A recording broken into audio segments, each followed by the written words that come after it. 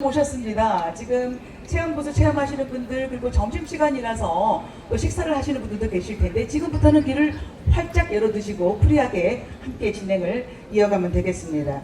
우리 심 교수님은 우리 반려동물과 뗄래야 뗄 수 없는 분이시고 지금 화려한 이력에 보시면 제 소개 안 하셔도 됩니다. 부끄럽습니다.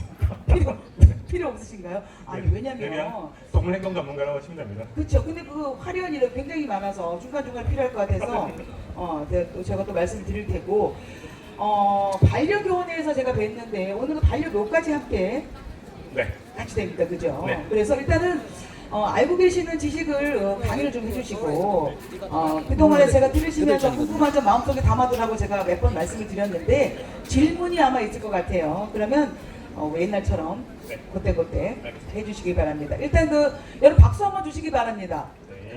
예. 그렇죠. 박수를 아끼지 말아주시기 바랍니다. 고맙습니다. 우리 심영주 교수님의 강의를 먼저 시작으로 토크 콘서트 시작하도록 하겠습니다. 다시 한 번 더 큰 박수 부탁드립니다.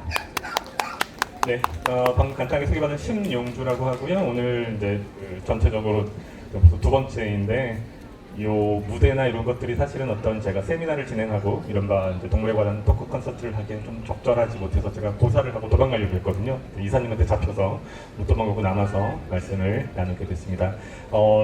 관객이 별로 많지 않으시지만 많이 있다라고 제가 나름대로 긍정회로를 돌리고 여러분들에게 이런저런 간단한 말씀 드리도록 하겠습니다. 강의라고 하면 좀 너무한 것 같고요.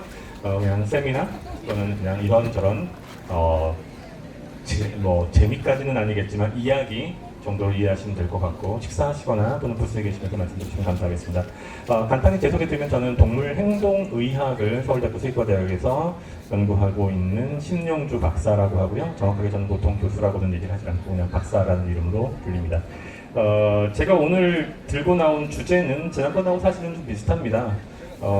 우리는 동물을 왜 기르는가?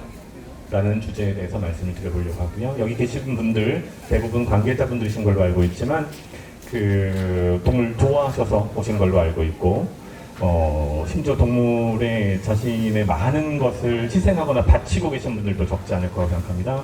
그런 과정에서 이런저런 고민들이 좀 있으실 거예요. 네.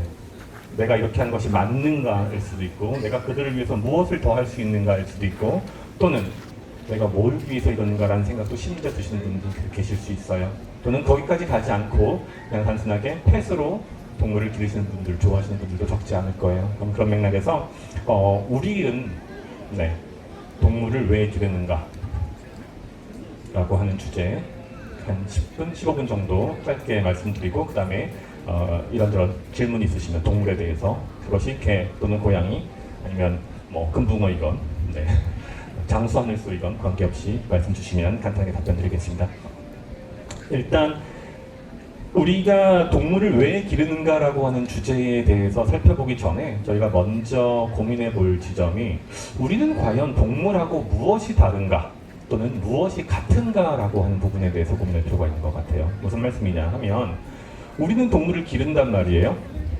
그럼 우리가 그 동물을 기르는 이유의 가장 끝에는 두 가지가 있을 거예요. 하나는 나를 위한 것이고 하나는 동물을 위한 것이고 나를 위한 것은 내가 나를 잘 알기 때문에 큰 문제가 없어요. 내가 원하면 기르는 것이고 내가 원하지 않으면 기르지 않으면 돼요. 그런데 동물에 대해서 이야기할 때에는 우리가 동물을 잘 알지 못하다 보니까 왜 그 동물을 어떻게 또는 이렇게 저렇게 하는 것이 맞는지 등등등 복잡한 이야기들이 있을 수 있다고 앞에 와서 앉아주셔서 감사합니다. 네. 그러면 동물을 왜 기르는가라고 하는 질문이 있을 때 그 질문의 가장 끝에는 결국은 하나는 나를 위해서 기르는 것이고 하나는 그 동물을 위해서 기르는 것인데 나 스스로가 나를 잘 알고 있으니까 큰 문제가 없고 우리가 동물을 잘 알지 못하니 동물을 좀 더 알아가는 과정이 있으면 우리가 왜 동물을 기르는지를 알 수 있는 실마리 해답을 얻을 수 있겠죠. 제일 먼저 그런 긴 이야기를 하기 전에 제가 말씀드리고 싶은 것은 우리는 동물과 어떤 차이가 있는가, 우리는 동물과 무엇이 비슷한가에 대해서 이야기해보고 싶은 겁니다. 자, 인간이라고 하는 존재는 언제 이른바 동물이라고 물론 인간 역시 비인간, 그러니까 동물을 보통 저희가 비인간 동물이라고 부르는 이제 학술적인 표현이 있습니다. 인간은 인간 동물이고요. 인간이 아닌 동물은 비인간 동물이라고 부르는데 그것은 인간과 동물들이 구분할 수 없을 만큼 그만큼 비슷하다는 맥락에서 기술되긴 했건 저랬건. 그럼 인간이 아는 다른 동물과 인간이 구분된 시기가 언제일까요? 네. 혹시 아시는 분? 네. 없으실까요? 대략 지금으로부터 390만 년 전입니다. 여러분들 아마 들어보셨을 거예요. 오스트랄로피테쿠스라고 불리우는 저희 중학교나 고등학교 책에 나오지요, 교과서에. 그 정확하게 이제 라틴어로 읽으면 아우스트랄로피테쿠스인데 그 오스트랄로피테쿠스가 기존에 있던 다른 종으로부터 분화되어서 진화하기 시작한 그 시점을 우리가 보통 원인, 그 동물을, 그 종을 원인이라고 불러요. 원숭이 인간 또는 원숭이 사람이란 뜻이에요. 원숭이하고 별 차이가 없지만 동시에 원숭이들이 갖지 못한 다른 특성을 갖게 된 어떤 계기인 거죠. 고기가 분화된 지점인데 그때부터 인간과 동물이 조금 달라졌다. 그리고 그것이 계속해서 조금씩 진화하다가 지금으로부터 약 43만 년 전에 네, 여러분들 잘 알고 계신 이른바 네안데르탈인, 네, 호모 네안데르탈렌시스라고 하는 종이 지구상에 출현하면서 현생 인류와 비슷한 이른바 고인류가 나오기 시작했어요. 너무 복잡해, 너무 어려워, 나는 개, 고양이 좋아하는데 왜 이렇게 복잡한 얘기까지 내 앞에서 하는 거야? 라고 생각하실 수 있지만 우리가 인간과 동물이 얼마나 다른지를 이해하는 게 중요한 지점이니까 귀 기울여 주시면 감사하겠고요. 우리가 왜 아우스트랄로피테쿠스 또는 호모 네안데르탈렌시스 얘기를 하냐 하면 아우스트랄로피테쿠스는 매장이라든지 또는 무엇을 숭배하거나 그런 문화가 잘 발견되지 않아요. 제대로 된 어떤 도구를 사용하지도 않은 편이고요. 그런데 네안데르탈인 전후로는 매장 또는 종교적인 어떤 재래와 비슷한 형태의 유적 그리고 도구들, 적극적으로 만드는 도구들이 보이기 시작해요. 현생 동물 중에서, 현재 우리가 보고 있는 동물 중에서 재래나 매장 같은 문화를 갖고 있는 동물은 저희가 아는 한 없어요. 죽은 동물에 대해서 최소한의 어떤 감정이 있는 것 같은 표현들을 보이는 경우도 있어요. 이를테면 참새 동료들인데 그 참새 중에 한 마리가 갑자기 죽으면 그 참새 주변을 갖다가 뭐 5분, 10분 동안 돌고 건드린다든지 그런 행동을 하긴 하지만 적극적으로 그 죽은 참새를 위해서 뭔가를 하진 않아요. 참새보다 훨씬 발달한다고 통상 감정이나 지능적으로 그런 동물인 앵무새도 그렇지 않아요. 코끼리가 보통 코끼리 무덤이 있다고 하지만 그것은 코끼리가 매장하는 것이 아니고 죽을 때가 된 코끼리들이 특정한 지역으로 가서 혼자 조용하게 죽는 것을 의미하지 코끼리 집단이 모여서 죽은 코끼리를 매장하는 또는 숭배하는 제사를 지낼 것까지는 아니에요. 이 말씀을 왜 드리냐면 화석 증거상으로 봤을 때 동물과 인간이 구분되는 가장 중요한 몇 가지 지점이 도구가 있고요, 지능이 있고요, 문화가 있고요, 등등등 어떤 의식이 있고요. 그런데 방금 말씀드린 하나의 지점인 오스트랄로피테쿠스 390만 년 전, 그리고 방금 말씀드린 호모 네안데르탈렌시스 43만 년 전이 동물과 인간을 구분하는 되게 중요한 지점 중에 하나인 것으로 저는 이해가 됩니다. 그러면 그런 동물과 인간은 사실 여기서 중요한 포인트가 동물이 결코 인간보다 일단 무식하거나 지능이 떨어지거나 뭐 그런 것이 아니고 다른 방향으로 진화했다는 사실을 먼저 강조드리고 싶어요. 우리가 그들보다 뛰어난 것은 머리를 이용해서 어떤 도구를 만들어내는 일, 지식을 기록하고 지식을 후대에 남기는 일, 문화를 만들어서 그 문화를 퍼뜨리는 일은 대단하게 놀랍지만 일단 우리는 신천옥만큼 비행을 하지 못하고요. 우리는 개만큼 냄새를 잘 맡지 못하고요. 우리는 고양이만큼 야간 시력이 뛰어나지 못해요. 진화의 방향이 다른 것일 뿐 우리가 그들보다 낫다는 얘기는 아니에요. 그 지점에서 제가 중요하게 포인트를 잡고 싶은 것은 무엇이냐 하면 우리 인간은 감정, 지능이라고 하는 부분에서 다른 동물들과 다른 길을 걸었어요. 여러분들이 현재 지금 데리고 계시는 저 갈색 푸들도 감정이 있어요. 저기에 있는 지금 사진상에 나와 있는 고양이들도 지능이 있어요. 그런데 그 감정과 지능의 저는 수준이라고 얘기는 하지 않을게요. 다만 정확하게 어떤 표현을 쓴 것이 말때 방향성이 조금 달라요. 보통 우리가 1차 감정, 2차 감정이라고 하는데 1차 감정은 분노, 좋아함, 외로움 이런 것들이고요. 2차 감정은 성취 욕구, 정복 욕구 명예 욕구 이런 것들이에요. 통상 동물들은 우리 인간과 1차 욕구에서 실질적인 차이가 없어요. 1차 감정에서. 지식이 선형적이라고 했을 때, 지능이 선형적이었을 때 그들의 지능과 우리의 지능이 차이가 있지 않아요. 다만 우리가 조금 더 정교하게 특정 분야에서 발달하는 거죠. 우리가 보통 다중지능이라고 하는데 언어지능이 있을 수도 있고요. 공간지능이 있을 수도 있고요. 뭐 수학적인 지능이 있을 수 있고 추론이 있을 수 있는데 이를테면 우리는 이런 부분을 많이 발달한 거고요. 나머지 부분은 우리가 알지 못한 상태에서 그들은 그들 나름대로의 지능을 발달시켰던 거죠. 얘기가 길었습니다. 정리하자면 동물이라고 하는 것이 인간과 크게 다르지 않다는 말씀을 드리려고 했던 거예요. 우리가 그들보다 우등하고 그들보다 열등하다는 얘기가 아니고 방향성이 다르다는 말씀을 드린 거예요. 지적 측면과 감정적 측면에서 또는 감각적 측면에서. 그러면 사실 제가 오늘 드리려고 하는 말의 결과가 이미 나온 거예요. 우리는 동물을 왜 기르는가? 우리가 동물을 기를 때 그 동물들은 우리와 같은 별 차이가 없는 방식으로 느끼고 생각해요. 우리가 더우면 그들도 덥고요. 우리가 짜증나면 그들도 짜증나고요. 우리가 외로우면 그들도 외로워요. 여러분 동물 왜 기르세요? 네, 사실 저는 집에서 동물을 기르지 않는데요. 제가 동물을 집에서 기르지 않는 이유는 그 동물이 원하는 바를 충족시킬 수 있는 역량이 저에게 없다고 보기 때문이에요. 시간도 없고요. 공간도 부족하고요. 네, 거기에 집어넣을 수 있는 경제적인 자원이나 그런 것들도 부족하기 때문에 저는 동물을 집에서 기르지 않아요. 여러분들 뭐 기르지 마시라는 것은 아니고요. 우리가 동물을 기르겠다고 결정했을 때 그 동물이 우리와 같은 방식으로 생각하고 느낀다, 그 다음에 이해한다라는 걸 아는 순간 우리는 어떻게 돼요? 무서워져요. 맞습니다. 겁나요. 왜? 알거든요. 맞거든요. 우리가 그들이 원하는 것을 해줄 수 없다는 것을. 자, 이제 다 봤어요. 우리는 동물을 왜 기를까요? 우리가 동물을 기르는 이유는 여러분들이 실험 동물을 기른다면 실험의 성과를 잘 내기 위해서 동물을 기를 거예요. 여러분들이 가축을 기른다라고 하면은 고기를 잘 맛있게 만들어서 그 고기를 높은 가격에 팔기 위해서 기를 거예요. 여러분들이 브리더라면 더 아름답고 건강한 동물을 만들어내서 좋은 집으로 보내기 위해서 기를 거예요. 근데 여러분들은 그게 아니고 댁에서 기르잖아요. 그럼 우리는 동물을 왜 기를까요? 행복하기 위해서. 네, 맞습니다.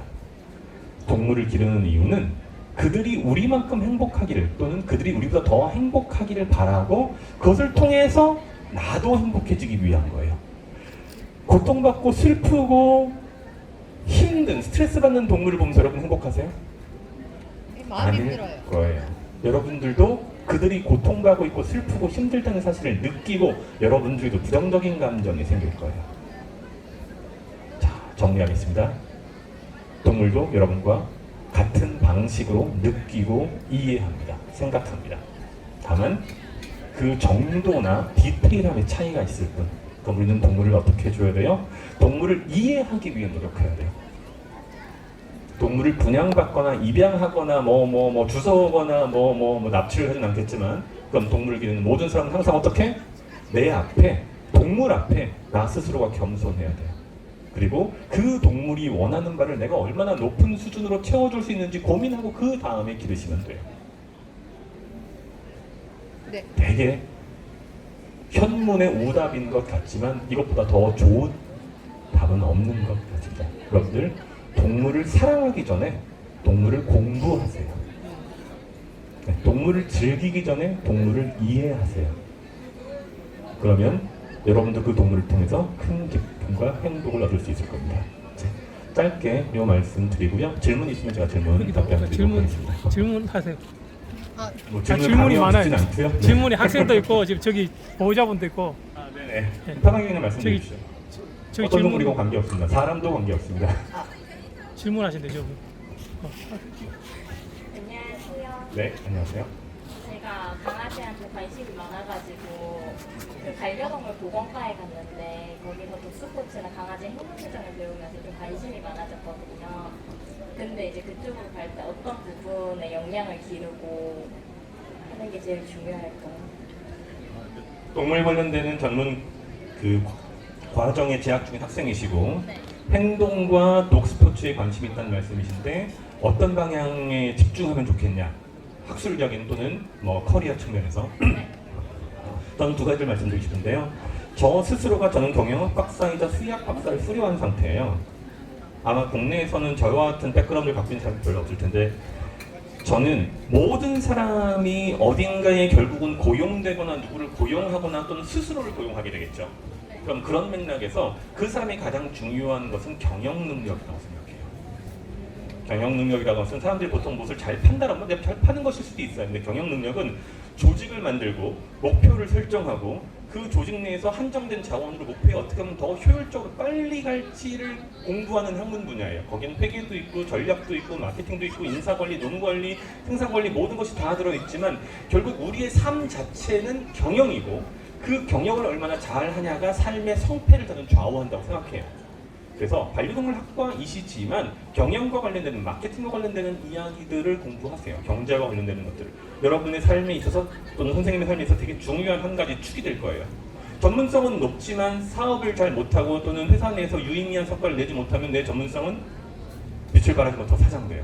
두 번째는 결국은 동물에 대한 이야기인데 여러 동물들 중에서 동물 보건학과는 보통 동물 간호사, 그러니까 수의 테크니션, 동물 보건복지사가 되기 위한 계열인 것으로 알고 있지만 수의라고 하는 것은 결국은 동물학이라고 하는 큰 범주 내에서 벗어날 수가 없어요.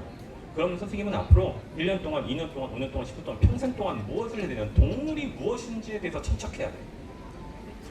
동물에 대한 모든 것은 하나도 빼놓지 않고 다 섭렵할 테야라는 태도로 많은 책을 보시고 그 책을 보신 다음에는 논문을 보세요. 네, 논문 다 요즘은 공짜로 볼 수 있어요. 네, 논문을 보세요. 그 과정에서 저는 특히 독스포츠하고 훈련적인 이제 이른바 행동 쪽에 관심이 있으시다면 제 전공 쪽을 조금 더 많이 파셔야 돼요. 저명한 저자들이 많아요. 일단 카렌 프라이어 같은 분 작곡하셨죠. 그것 이외에도 수많은 수의사이건 브리더이건 동물행동학자이건 동물학자이건 등등 그런 분들이 있으시고 그 분들이 만들어낸 대중서나 조금 더 전문적인 서적들을 중심으로 동물이라고 하는 존재의 마음에 대해서 이해하려고 노력하세요. 행동은 결국은 마음이에요. 이러면 어느 정도 답변이 됐을까요? 감사합니다. 네. 참고로 이런 방식의 답변이 되게 피상적일 수밖에 없어요. 한정된 시간 동안에 개별 사례와 관계없이 말씀을 드리기 때문에. 네. 안녕하세요. 네. 저는 이 친구는 6개월 됐고 말티푸인데요. 죄송합니다. 저는 푸들이라고 생각했습니다. 아, 네네. 두 가지 고민이 있는데 하나는 입질이고 하나는 지즘인데 이제 입질은 이제 산책을 갔다 오거나 하면 이제 약간 씻겨주잖아요. 네. 그때도 약간 좀 하기 싫어서 이제 나를 몰려고 한다든지 네. 특히나 이제 아이인데 매달려서 이제 좀 이제 몰려고 하고 네. 이제 그래서 이제 옷 같은데 구멍이 좀 네. 자주 나고 네. 그런 것들이 특히 아이들한테 좀 네. 약간 장난을 하는 것 같으면서도 이렇게 좀 하는 것에 대해서 네. 좀 그렇고 이제 지금은 이제 저희가 만약에 식사를 하면은 근처에 네. 이제 식탁에 와가지고 좀 짖고 자기도 뭘 달라는 듯이 요구를 하는 듯한 그래서 주면 안 될 것 같은데 그래도 이제 하나씩 주면은 그게 또 습관이 된 것 같기도 하고 이제 그런 지즘 그리고 또 한 가지 더 실내에서 집에서 안 그랬는데 마킹을 좀 이렇게 좀 하기도 하고 숙하신가요? 네 네. 중성화는 혹시? 아직 안 했습니다. 그러면 일단 제일 쉬운 것부터 말씀드리겠습니다. 중성화를 한 것이 맞는지 아닌지에 대해서는 여러 논의가 있어서 수의학적으로 중성화를 맞다고 얘기해요. 그러니까 번식하는 개체가 아닌 다음에는 최대한 빨리 하는 것이 좋다고 보고 미국이나 유럽에서는 생후 3개월 만에 중성화를 합니다. 다만 저희같이 행동학을 공부한 사람 입장에서는 그 동물의 행복이란 측면에서 중성화가 맞는지에 대한 사실 고민도 있어요. 이를테면 제가 전 자녀가 없는데 제가 제 자녀를 기르면서 이 아이가 이를테면 점점점 덩치가 커져서 폭력성이 증가하고 녀석을 중성화시키지는 않으니까요. 다만 현재 기준으로는 중성화하는 것에 대한 윤리적인 문제는 크게 대두되지 않고 중장기적으로 이점이 더 많다라고 봐요. 그래서 일단 마킹은 다른 것 없고요. 세력권을 표시하기 위한 전형적인 동시에 아주 당연한 당연은 좀 심했고 자연스러운 행동이니까 중성화를 수의사하고 협의해서 최대한 빨리 하시면 마킹 부분이 현저히 줄어들게 될 거예요. 그렇게 기대가 돼요. 자, 그럼 다시 앞으로 돌아가서 입질이라고 말씀하셨는데 그것이 이제 공격적인 입질인지 아니면 장난의 일환인지에 대해서는 고민이 필요해요. 그거는 면밀하게 검토해야 되고 사실은 실제로 트레이닝은 저보다 훨씬 더 전문가분들이 많이 계시기 때문에 제가 말씀을 좀 조심스럽게 드리고 저는 원론적인 얘기만 드릴 터인데 그 개체가 지금 특정 상황은 아니고 산책 다녀와서 샤워하려고 할 때 뭔가라고 하면 이미 사실 답을 갖고 계신 거예요. 아마 두 가지 맥락이 있고요. 하나는 산책을 갔다 와서 산책이 종료된 것이 아쉬울 수 있고요. 플러스 알파에서 목욕을 좋아하지 않는데 좋아하지 않는 것을 강요했기 때문에 또는 유도했기 때문에 그것을 거부하기 위한 목적으로 표현할 거고요. 그 과정에서 어머님이나 아버님보다는 자녀분들에게 그런 행동이 더 많이 드러나는 것은 더 만만한 거죠. 만만하다는 게 자신이 어떤 요구 사항을 관철시키기 훨씬 쉬운 상태이기 때문인 거죠. 제가 앞쪽에 말씀드렸죠. 얘네는 우리와 같은 맥락의 감정과 지능을 가지고 있습니다. 수준은 다를 수 있지만 맥락은 같아요. 자, 그러면 뭘 해야 됩니까? 얘의 입장에서 산책이라고 하는 것은 즐거운 거고 그 산책이 끝난 다음에 자신이 싫어하는 목욕을 해요. 그러면 산책 갔다 와서 목욕을 안 하는 것이 하나의 방법이 될 수 있습니다. 두 번째, 목욕을 하는 것이 자신에게 불편한 경험이라면 목욕을 하는 것이 즐거운 경험으로 바꿔주면 돼요. 어떻게? 목욕을 하기 전후에 또는 하는 과정에 자신이 원하는 것을 이룰 수 있게 해줘요. 가장 좋은 것은 간식이나 또는 어떠한 것을 장난감 같은 걸 물 수 있는 또는 잘했어라고 칭찬해주는. 근데 그것은 항상 제공되면 안 돼요. 특정한 상황에서, 이를테면 목욕 같은 상황에서만 제공되는 리워드여야 돼요. 자녀분이 공부를 잘해도 현금 10만 원을 주시고 애들 두드려 패도 현금 10만 원을 주시면 그 사이에 차이를 못 느끼게 되겠죠. 그럼 공부를 잘했을 때만 10만 원을 주시는 것이 자녀를 더 공부를 잘하도록 만드는 이른바 포지티브 리인포스먼트, 긍정 보상이 된다는 거죠. 자, 마지막으로 지즘도 마찬가지예요. 지즘은 결국은 뭐예요? 자신이 원하는 것을 관철시키기 위한 과정이에요. 보통 아이들, 저는 이제 반복해서 말씀드리면 제가 아이가 없다라고 얘기하는데 아이와 죄송해요. 강아지 사이에, 강아지란 말이에요. 차이가 없어요. 의사소통 방식이 인간하고 똑같아요. 어린 동물들이. 왜? 대화가 잘 되지 않기 때문에 결국은 땡깡이라든지 울음이라든지 폭력을 통해서 그것을 관철시키려고 해요. 포인트는 뭐냐? 내가 그런 예를 들어서 그 울음이, 그 짖음이, 그 공격성이 적절하지 못하라고 판단되면 거기에 타협하면 안 되는 거예요. 자녀분이 마트에 갔는데 엄마 나 저거 갖고 싶어. 안 돼. 지난번에 사서 3일 갖고 놀고 버렸잖아. 엄마 나 그거 갖고 싶어. 안 돼. 그럼 그 다음에 애가 어머 눈물을 흘리고 울고불고 그냥 고성방가한단 말이에요. 그래 미안해 사줘. 그럼 그 다음에 그 친구는 아주 좋은 걸 배웠어요. 아하, 이런 방법 있구나. 그 다음에 할머니랑 가서 또 해요. 할아버지랑 가서 또 해요. 그 다음에 더 큰 데 가가지고 더 크게 소리 질러요. 할 때마다 보상을 얻어요. 엄마는 계속 져줘요. 이 녀석도 똑같아요. 만약에 사람의 음식을 먹는 것이 적절하지 못한, 그러니까 여기서 되게 중요한 포인트. 사람의 음식을 개가 먹는 것이 잘못되는지에 대해서는 재평가가 필요해요. 일부는 줄 수도 있어요. 네. 꼭 뭐 막아야 되는 건 아니에요. 다만 개는 개의 음식을 먹고 사람은 사람의 음식을 먹는 것이 중요하다라고 하면, 그것이 필요하다라고 하고 당이라고 하면, 첫 번째는 내가 먹을 때 개에게도 무언가를 주세요. 개가 좋아하는, 개가 먹을 수 있는 것을 주세요. 개가 그렇게 하는 이유는 그 음식을 먹고 싶은 것이 하나이고, 두 번째는 뭐예요? 자신의 허드라고 하죠. 허드 또는 팩이라고 해요. PACK. 무리의 일원으로 들어가고 싶은데 내가 그 무리의 일원으로 대우받지 못하기 때문에 들어가고 싶어서 얘기하는 거예요. 내가 아무리 배가 불러도 친구들이 다 맛있는 거 먹고 싶으면 야 나도 껴줘라고 얘기한단 말이에요. 지금 그런 상황일 수 있다는 거죠. 그러면 음식을 잠시 빼놨다가 2-3시간 정도 빼놨다고 굶어 죽지 않는단 말이에요. 그 상태에서 동물에게만 먹이를 주는, 그러니까 우리만 먹는 게 아니고 같이 먹는 거죠.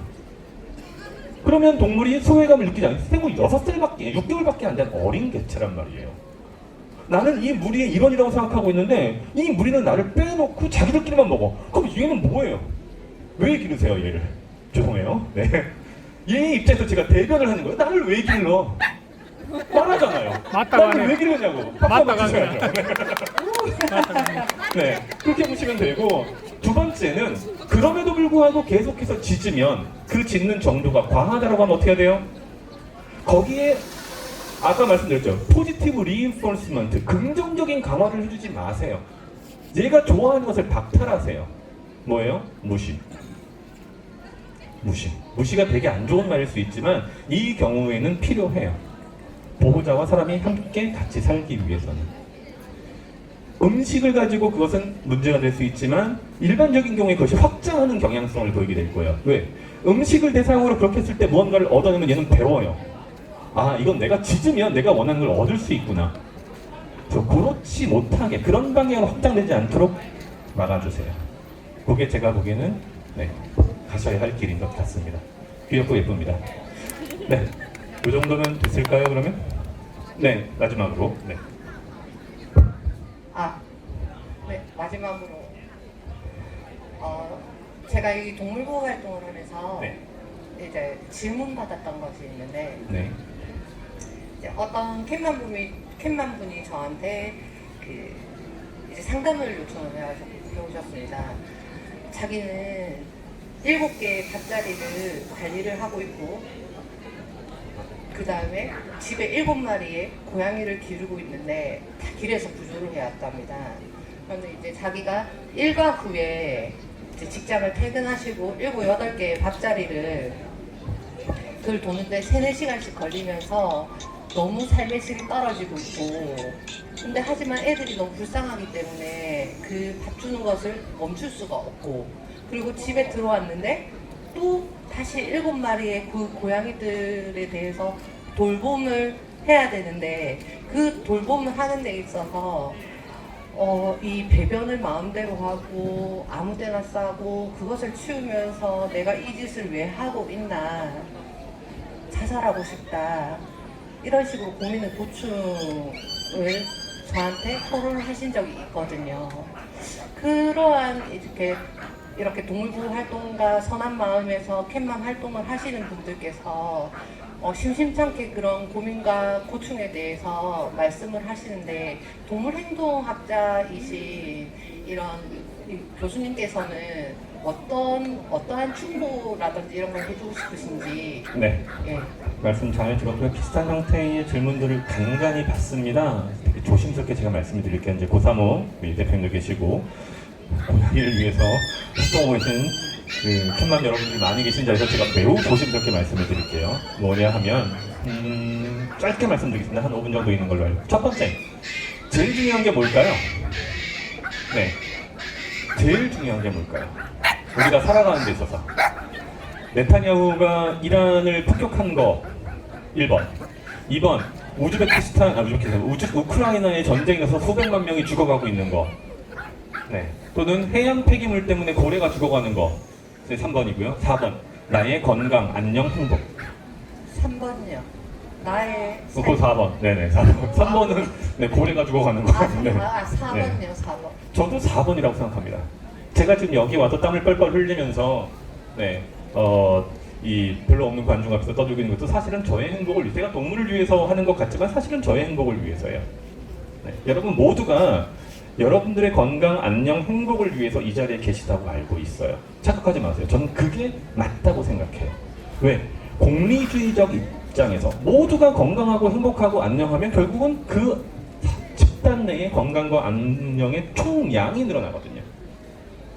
근데 내가 남에 대해서 잘 알지 못하는 상황에서 남을 위해서 희생하는 것 같지만 내 삶이 피폐해지고 있으면 나는 남을 잘 모르고 남이 진짜 원하는 걸 내가 해주고 있는지 확실하지 않아요. 그럼 내 자원이 들어간, 내 시간과 늘어간 존재는 행복의 총량이 늘어난지 안 늘어난지 모르는데 내 행복의 총량은 떨어져요.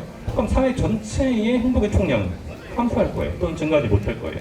그런 맥락에서 그 캔맘부를 제가 직접 알지는 못하지만 먼저 자신의 삶을 살피시라. 그런 과정에서 보통 어떤 분들이 있으시면 일단 자신이 얻은 경제적인 수익의 상당 부분을 거기에 집어넣거나 또는 나를 위한 경제적인 활동을 포기하고 등한시하고까지 그런 활동을 하시는 분들이 계세요. 그러지 마세요. 여러분보다 더 중요한 사람은 없습니다. 존재는 없습니다. 첫 번째. 대충 답이 나온 것 같긴 한데, 두 번째. 우리가 어떤 특정한, 그것이 고양이이건 까치이건 참새이건 물벼룩이건 뭐 지렁이건, 참고로 저는 비가 오면, 여러분들 저 같은 분들 많을 텐데 비가 오면 지렁이가 나와요. 그럼 젓가락을 가지고 와서 그 지렁이를 다시 풀숲에 넣어주는 일을 한동안 했었어요.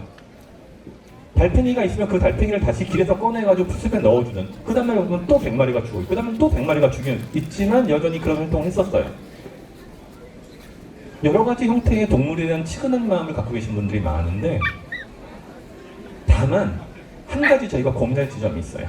우리가 그렇게 해주는 것이 정말로 그들이 원하는 것인지. 네. 우리가 먹이를 주고 우리가 뭐 그들을 걷어서 집 안에서 기르고 그런 것이 정말 그들이 원하는 것인지, 그들의 삶을 진짜 개선시키는 것인지 고민해 보세요.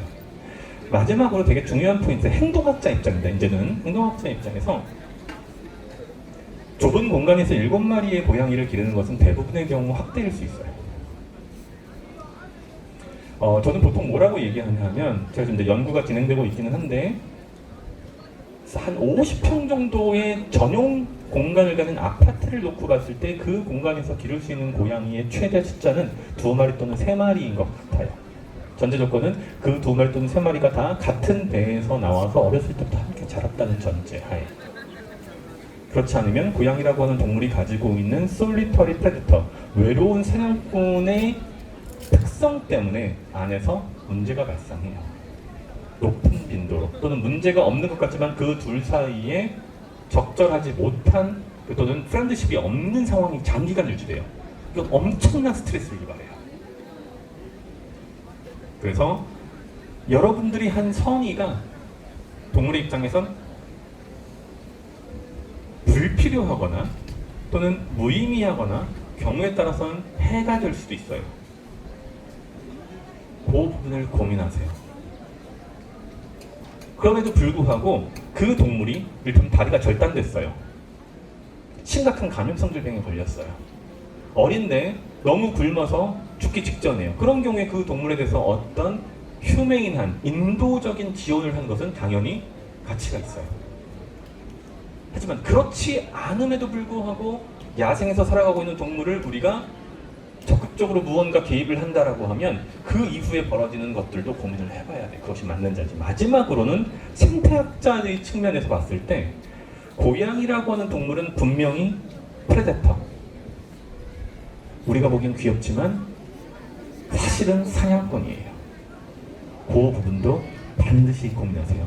내가 사냥꾼을 응원하고 사냥꾼을 지원했을 때 사냥꾼이 생태계 내에 자연스럽게 있는 상태에서는 관계가 없지만 그 사냥꾼에게 총을 주고 칼을 주고 그 사냥꾼에게 폭탄을 주면 그 사냥꾼이 무슨 행동을 할 수 있는지도 고민을 사실은 해보셔야 돼요. 그래서 우리는 특정한 동물에 대한 애호가가 되는 것보다 생태계에 대한 애호가 또는 생태계 전체에 대한 보호자가 되는 것이 저는 중장기적으로 동물에 대한 관심과 애정이 있으신 모든 분들이 지향해야 할 목표라고 생각해요. 1분 정도 남은 것 같아서 제가 한 말씀만 더 드리면, 참고로 우리가 개나 고양이를 기를 때 그 개나 고양이는 초식동물이 아니에요. 육식동물이에요. 그럼 그 동물에게 사료를 주는 행위는 누군가의 살점을 뜯어와서 그 동물에게 줄 수밖에 없어요. 자연 상태에서 그것이 이루어진다면 큰 문제가 없지만 우리가 인위적으로 그러한 새로운 생태계를 만들어내는 것에 대해서 항상 스스로 책임감을 가지실 필요가 있다고 저는 생각해요. 왜? 우리가 개나 고양이의 목숨이 중요한 만큼 개나 고양이의 먹이가 되는 오리나 파조나 거위나 돼지나 소나 양의 목숨도 중요하기 때문에 거기까지 생각한다라고 하면 우리의 현재 행동이 되게 다른 방향으로 또는 다른 쉐입, 형태를 갖게 될 것이라고 생각합니다. 네. 감사합니다. 네, 이상으로 앞에 관객이 별로 없지만 관객이 100명 있는 것처럼 열심히 떠들어봤습니다. 기회해 주셔서 감사합니다. 교수님 죄송합니다. 잠시만 제가 궁금한 게 또 있었는데 네네. 밑에서 말씀하십시오.